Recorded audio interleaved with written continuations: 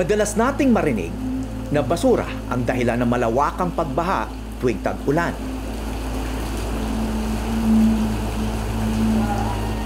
Malalim na nga ang problemang ito. Dahil hindi na lang ito basta pinupulot o nililinis mula sa ibabaw.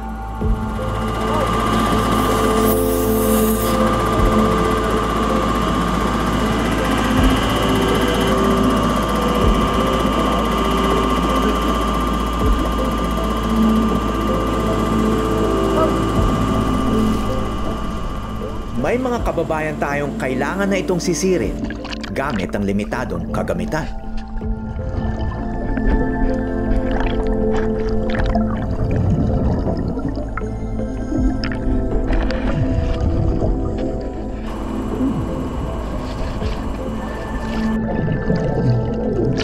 Ang laki ng ano dito! Ang laki ng saka!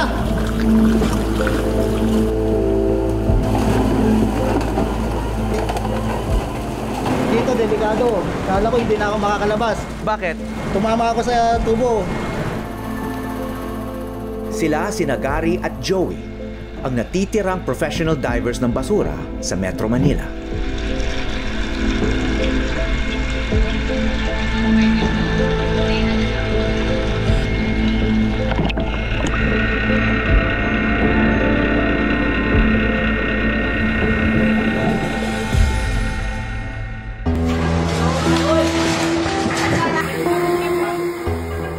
Sariwa pa ang kaliwat kanang pagbaha na idinulot ng sunod-sunod na bagyong Krising, Dante at Emo na nagpalakas pa sa habagat na nagbuhos ng ulan.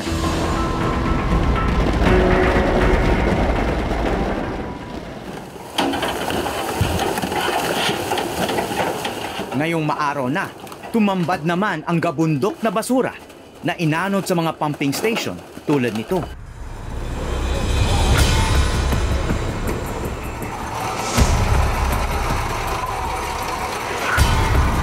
Ang mga basura na bumabara sa mga pumping station, ang pakay ngayon ni Gary Makiling at Joey Tisoy. Bago lumusong, kailangan muna nilang uminom ng gamot kontra leptospirosis.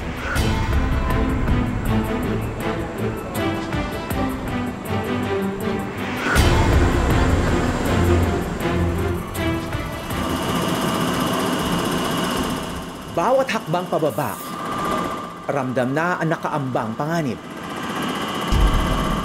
Dahil isang maling tapak, maaari silang tumama sa matutulis na bakal ng makina o kaya sa nakakalat na bubog.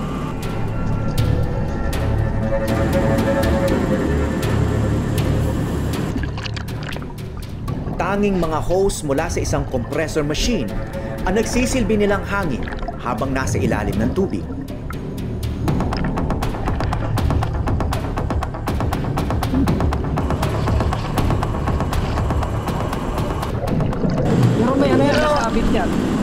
Pero doon may sinasabitan.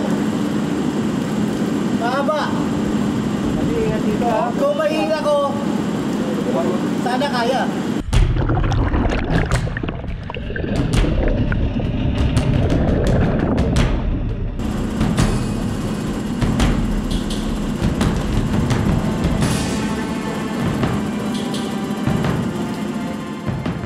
Ilang sandali pa, natuntun din nila ang sanhi ng bara.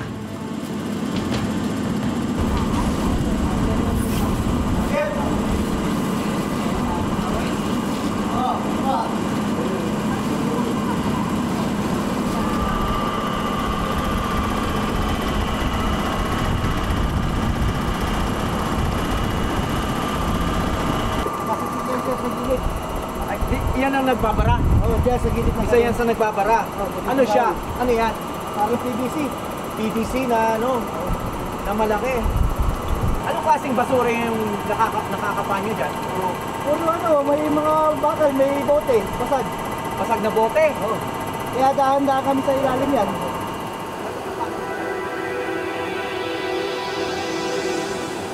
Kung ang katawan may pusok na nagpapadaloy ng dugo, ang lungsod na matubig tulad ng Maynila ay may pumping stations. Dito naman sa loob. Ito, sir, sa loob. So may tubig din dyan. Sila naman ang nagpapadaloy ng tubig, lalo na pag tag-ulan upang hindi lalong magbaha. Dito ka!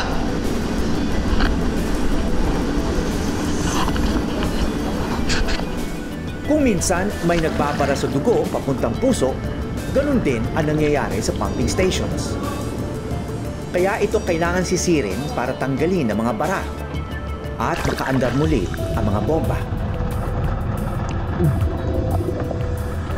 Sa halos isang dekadang pagsisid ni Gary sa mga pumping station, tila naging batikan na siya rito. Ngunit, hindi pa rin daw maalis sa kanya ang pangamba. Lalo pat sa dilim ng tubig, halos wala silang nakikita sa ilalim.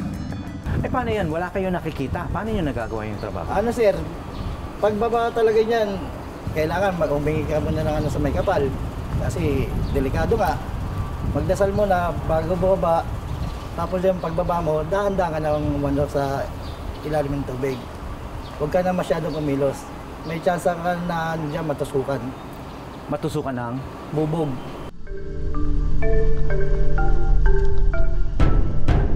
Isa sa mga tinuruan ni Gary ng ganitong hanap buhay si Joey Tisoy, na natutong lumangoy sa dagat ng Navotas. Muli ka ta. Okay, baba.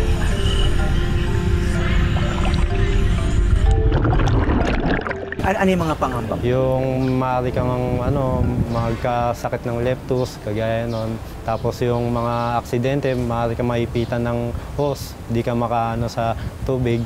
Yung mga pangamba na po yun.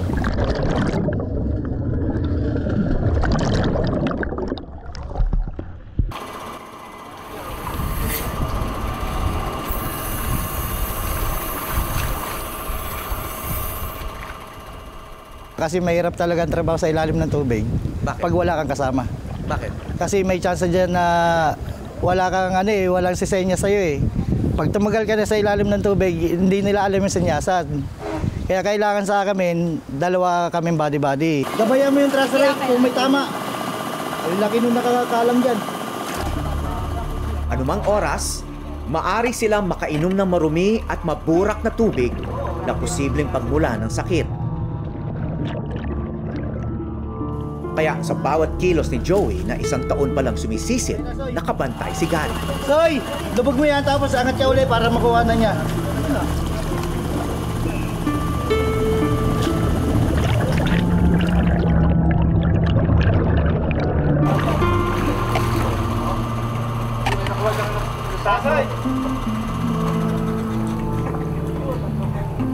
Kinakapos ka?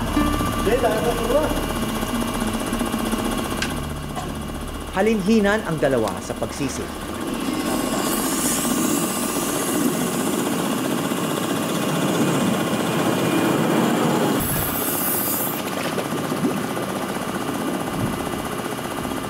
So paano kayo natutong lumangoy at sumisid?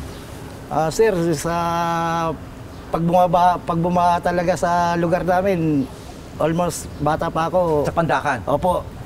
Doon, parang yung larong bata, pag bumaha talaga hanggang bewang, lalanguin ko na talaga yan.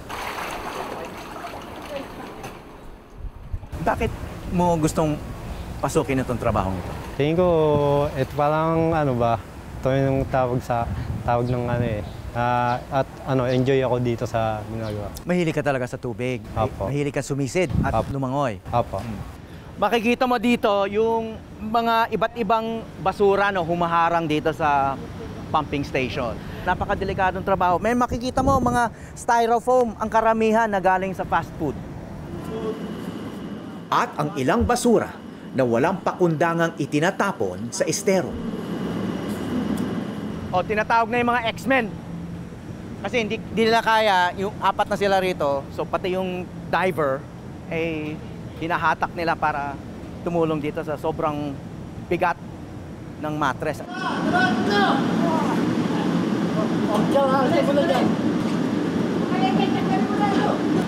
Laglag na yan! 2, 3! So, ang papel ng mga pumping station ay binobomba niya yung tubig mula dito sa mga estero para mabilis makalabas dito sa dagat. Pero dahil nga sa maraming basura at saka yung development, mga kalsada, yung mga sementadong gusali na ginawa dito sa Maynila, ay bumagal yung daloy ng tubig. Kaya napaka-importante yung papel ng mga pumping station na to. Ayon sa MMDA, may 71 pumping station para sa buong Metro Manila. So, kung may ganito kalaking facility, bakit nagbabaha pa rin? Dahil din sir sa akin, basura. Kaya minsan wala na kaming tubig dito, yung mga drains naman po, pag nagbara na basura, hindi kagad po yung rainwater po, hindi kagad makapunta sa mga drainage natin. Basta po parabo ni drains, sa sobrang dami nagtatatmong dasot sa dilid ng kalsada. Kaya sa oras na merong magbarang basura sa makina, tumitigil ang kanilang operasyon. Kaya dumarating sina Gary at Joey para maibsan ang baha sa Maynila.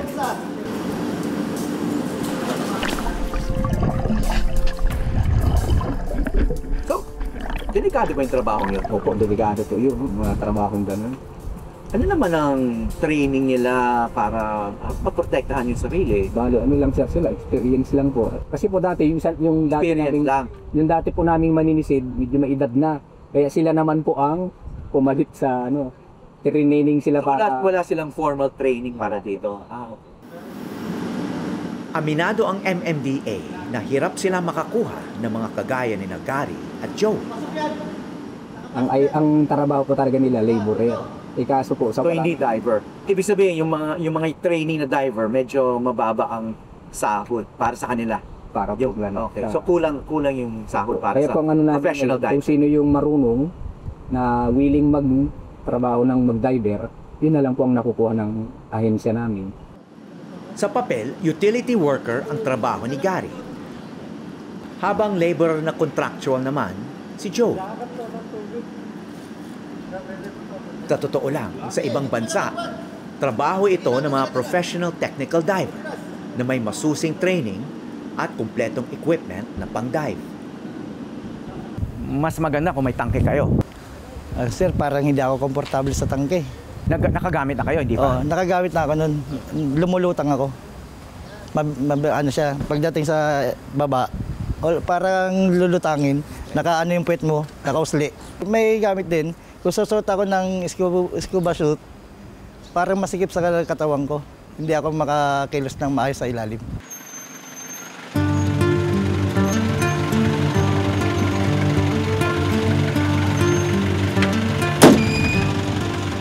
Nalutas man nila ang problema sa Pitas pumping station sa Tondo, hindi pa natatapos ang araw ni Gary at Joe. Sunod naman nilang pupuntahan ang Libertad Pumping Station sa Pasay City. Makalipas ang kalahating oras, sumabak na ulit sina Gary at Joey.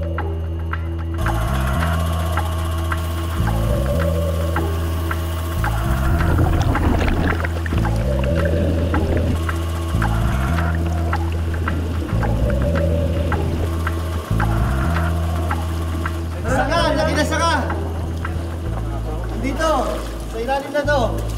Nakapasok dito. Laki na. Laki. Hindi namin mahila kanina eh. Hindi mo kaya ito. Sasakalak dito. So, gaano ka-importante itong papel niyo? Ay, malaking bagay din sa trabaho namin to. Kasi kung wala kaming diver, hindi nila kung anong talaga nakaano sa ilalim ng tubig. Kung anong talaga sani para ma-operate itong thrust rake. Kaya inano kami diver na makatulong din talaga sa pumping station. Dito na kasi ako nakapokus, ito na kasi yung gusto kong gawin eh. Yung kahit paano nakakatulong tayo sa bayan natin sa pagsisisid.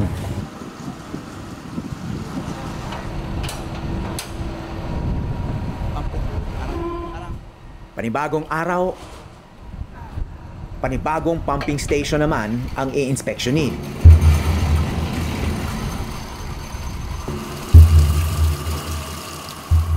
Mas makipot ang sisisirin.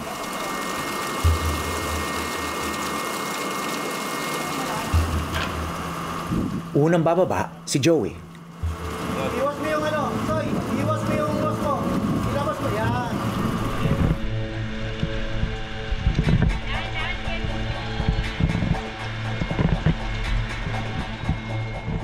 Isang hagdan lang ang gabay niya para hindi mawala sa tubig.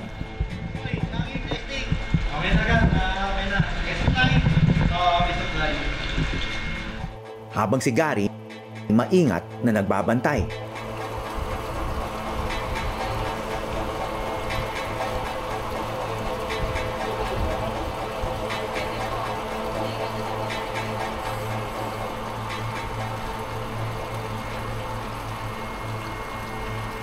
Soy, huwag ka na yung dyan ha.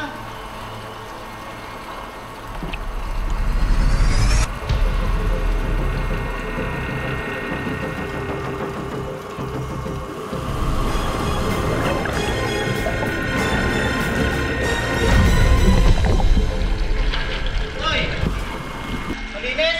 Oo. Wala raw makitang bara si Joey, pero para makasiguro, sumunod naman bumaba si Gary.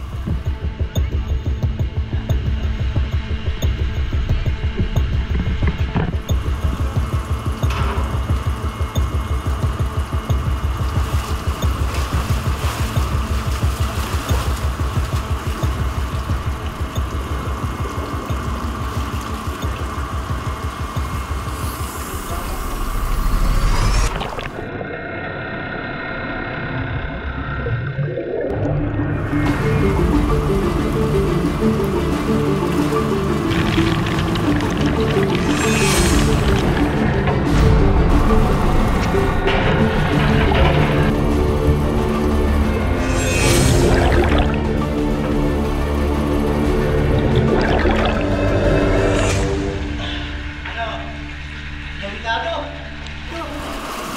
Nakapasok ako doon. Muntik palang madisgrasya si Gary. Dito, delikado. Kala ko hindi na ako makakalabas. Bakit? Tumama ako sa tubo. Tumama ka sa tubo? Oo, yung pinaka-bottom niya. Nakakaanak tayo ng ganyan. Pagmula sa flooring. Bakit akala mo hindi ka na makakalabas? Kala ko mawawala na ako sa guide. Kasi Ah. pag hindi ka makaangat dyan, 20 na lang kami dyan. Tapos dito, open na ako. Ang mga nararanasan ni Gary araw-araw, Kaya kailangan natin itibay. ilang taong din pinagdaanan ni Silvin Aplaha na mula pang Tawi-Tawi.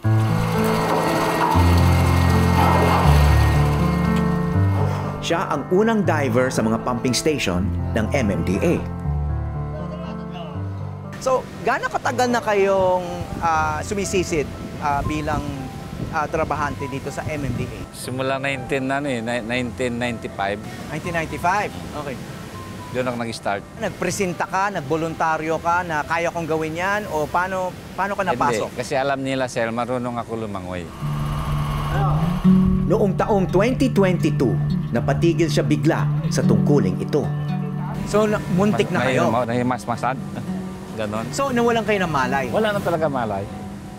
Tinatanggihan na nga ako 3 hospital eh. Tinanggihan pa kayo? Oo. Bakit? Aywan ko. Kaya wala daw sila espesyalista sa ulo. Hindi pa raw tiyak kung may kinalaman ng pagsisid niya sa pagkawala niya ng malay. Simula noon, sina Gary at Joey na lang ang nagtuloy ng trabaho.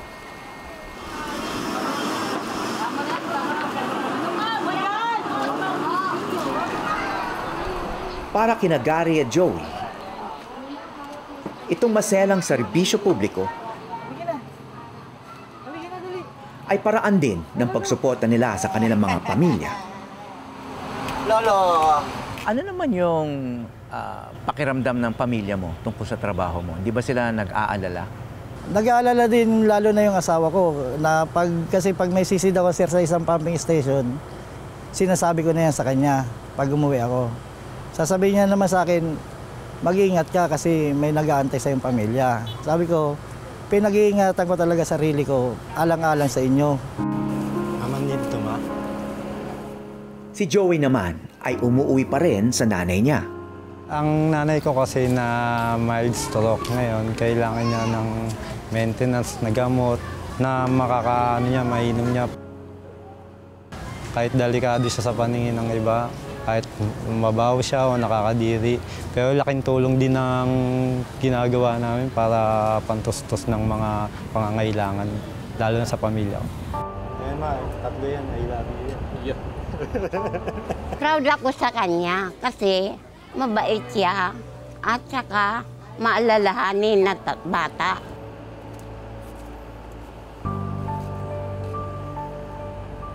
Salamat sa mga pag-alala niya sa amin at saka mga tinutulong niya sa akin. Maraming salamat sa kanya. Sa bayanihang ginagawa ni Gary at Joey, hindi lang dapat ang mga pamilya nila ang nagpapasalamat. Sa kabila ng hirap nila, grabe pa rin ang nararanasang baha sa Maynila. May pag-asa pa nga ba?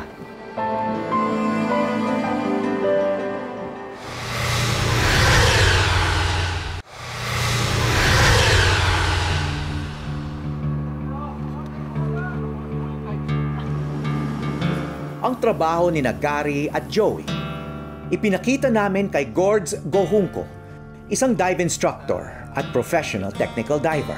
Maganda sana na well-protected sila kasi kita naman gaano kadumi yung tubig. So naka-t-shirt lang sila. Tapos ito yung hose na ginagamit nila. Yung mask wala namang masyadong problema. Kung ang dinadive mong tubig, malinis. Ayan, subo-subo nila yung hose. So automatic nakabuka pa yung bibig, makakainom na sila dyan. Isa sa pinaka-ikinababahala ni Gords ang paggamit ng compressor na nagsisilbing hangin ni Gary at Joey habang nasa ilalim ng tubig.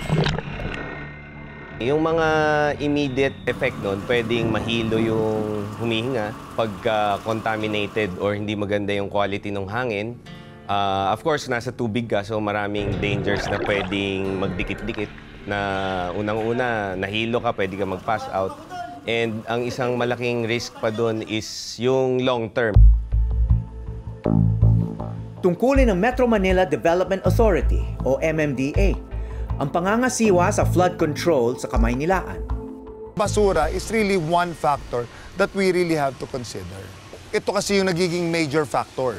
Why? Because hindi pa natin kayang i-upgrade yung drainage master plan natin or yung drainage system natin. So kailangan tulong-tulong tayo kasi kahit nga, sabi nga nila, kahit gaano kalaki ang drainage system mo, kung ang haharang naman dyan ay yung sofa, refrigerator, so ganun pa rin. Batid daw niya ang kalagayan ng mga taga-sisid ng basura. Yun ang goal na ng aming ahensya sa pamumuno ng aming chairman na talagang inaayos na namin yung reorganization namin. And syempre, pag nag-reorg ka, ano ba yung kailangan namin, lalo na yung mga technical people. Kailangan nating paghandaan lahat, pag-aralan, lalong-lalo na yung mga positions na yan. So, ire-request yan, may mga proseso yan. But now, since naiintindihan na namin na ito talaga kailangan namin maglagay ng tao, trained, equipped, na ilagay dyan na tama rin ang sweldo, siyempre. Kahit malinis lahat ng basura sa lungsod, malamang may mga malakihang pagbabaha pa rin.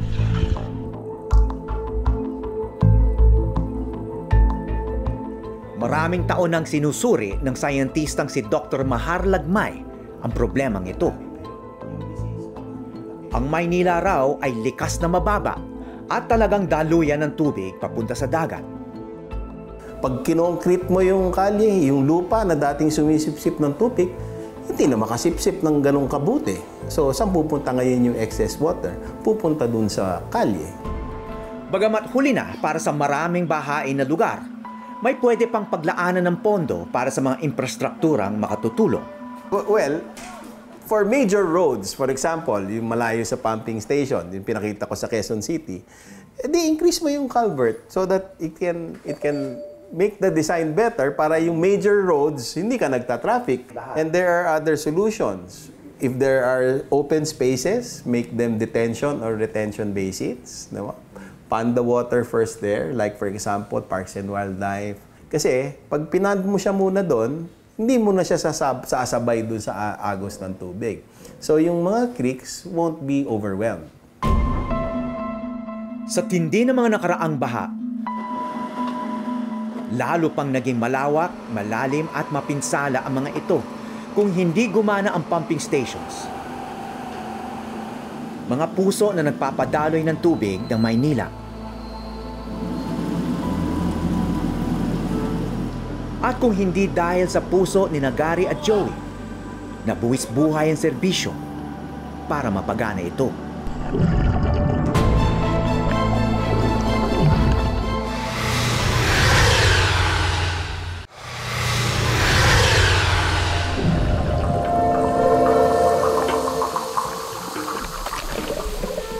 Sa totoo lang, lisensyadong diver ako. Hoy, huwag lalayo sa hagdan ha! Ngunit, hindi ko susubukan ang halos araw-araw na ginagawa ni Gary at Joey. Delikado! Nakapasok ako doon! May mga apo ka, may mga anak ka. Gusto mo bang sumunod sa iyong yapak yung mga apo mo na lalaki? Ay, hindi po, sir. Bakit? Kasi gusto ko sa anak ko at sa apo ko, maramdaman nila yung magandang pamumuhay, magandang trabaho.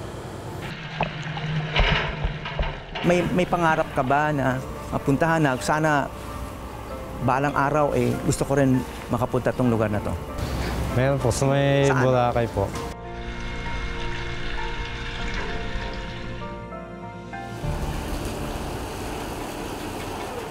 Ang pangarap naman namin ay masolusyonan na ang problema sa basura. At mas maging ligtas ang trabaho nila para patuloy na may nakahandang buhaying muli ang mga puso na Maynila.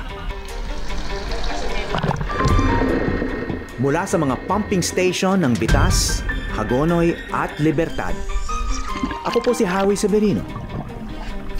At ito ang Eyewitness.